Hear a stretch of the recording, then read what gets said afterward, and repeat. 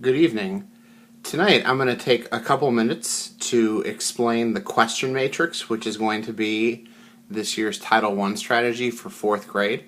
So in front of you is the question matrix. You should have received a copy of it in your Tuesday folder. And the Tuesday folder copy, of course, was black and white. You will be receiving within the next day or two an actual color copy. So basically how this works is you have a set of question stems. The top left-hand corner, the red questions are the easiest, they're the flattest in terms of depth of knowledge. The yellow are the second most difficult, yellow and green are, and then the blue is the questions that require depth. So I'm going to show you guys how you would use this with an independent reading book at night, and later this week we're actually going to have an assignment where we're going to use this, and your student will have a copy of the question matrix, color copy of the question matrix, which they can use and they'll be putting in their notebook and taking back and forth. So right now I'm going to read you guys a short story. It's called I Want My Hat Back. It's by Jon Klassen, and we read a book that was part of this series one day in class. I'll even try to put the pictures in. Okay, my hat is gone. I want it back. Have you seen my hat? No, I have not seen your hat. Okay, thank you anyway. Have you seen my hat? No, I have not seen your hat. Any hats around here? Okay, thank you anyway. Have you seen my hat? No. Why are you asking me? I haven't seen it. I haven't seen any hats anywhere. I would not steal a hat. Don't ask me any more questions. Okay, thank you anyway. Have you seen my hat? I haven't seen anything all day. I've been trying to climb this rock. Would you like me to lift you on top of it? Yes, please. Have you seen my hat? I saw it once. It was round and blue. My hat doesn't look like that. Thank you anyway. Have you seen my hat? What's a hat? Thank you anyway. Nobody has seen my hat. What if I never see it again? What if nobody ever finds it? My poor hat. I miss it so much. What's the matter? I've lost my hat and nobody has seen it. What does your hat look like? It is red and pointy, and I have seen my hat. Ooh, sorry about that. There he goes, running past all the animals. You stole my hat.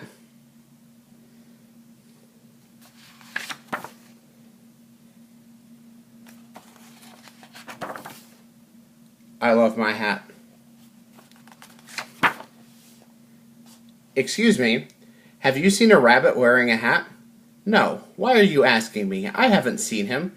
I haven't seen any rabbits. Anywhere. I would not eat a rabbit. Don't ask me any more questions. Okay. Thank you anyway. And that's the end. Okay. So how the question matrix is going to work is at night when your student goes home and they do their independent reading, they're basically going to have a set number of questions they're going to have to make from a box, from each color box. Different reading groups will have different assignments. So your student might have a red, a yellow, or a green, or a blue. And so basically what you would do then is you would go through and you would look at the question stems. And so you could come up with, if you did a red question, you could do something like, what is the main character of the story? Would be an example of a red question, where you take the question stem that's in the question matrix and you just simply write in the end of the question. So you can kind of use this, you can kind of personalize it to any book, and you can kind of pick from any of the question stems that are already in there. So you can kind of go through. Sometimes they won't work for certain books, like for example the setting of the book in this case was a little bit unclear. So if you asked, where did the story take place, that might be a question that you'd have to infer. You'd have to use some inferencing for. Or it could be a story where maybe you're not sure because you're in the first chapter and they haven't given you a setting. So basically that's how it would work. And then just to show you, how this would go through. So these are generally questions, the red questions that you can go back in the text and find. They're generally story clues. The yellow and the green then are going to be questions where you're going to have to think a little bit. They could be inside the story or outside the story. So you could say, for example, why is the bear looking for his hat in the story?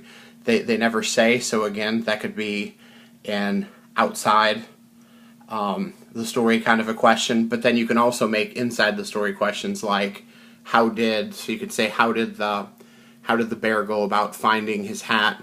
He went around, he asked the different animals around for his hat. So that's an in the text question. The questions down in the blue then are pretty much primarily going to be out of the text questions. So a lot of them are inferential, which is what we've been working on in class. So you could say, why would the bear want the hat?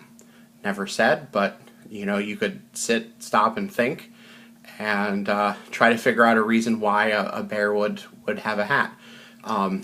So any of these down here are generally going to be outside the text, higher level thinking. So again, this will be something that will be customized for your student. It'll be something that they will they'll have, but it'll vary on per student what they get from it.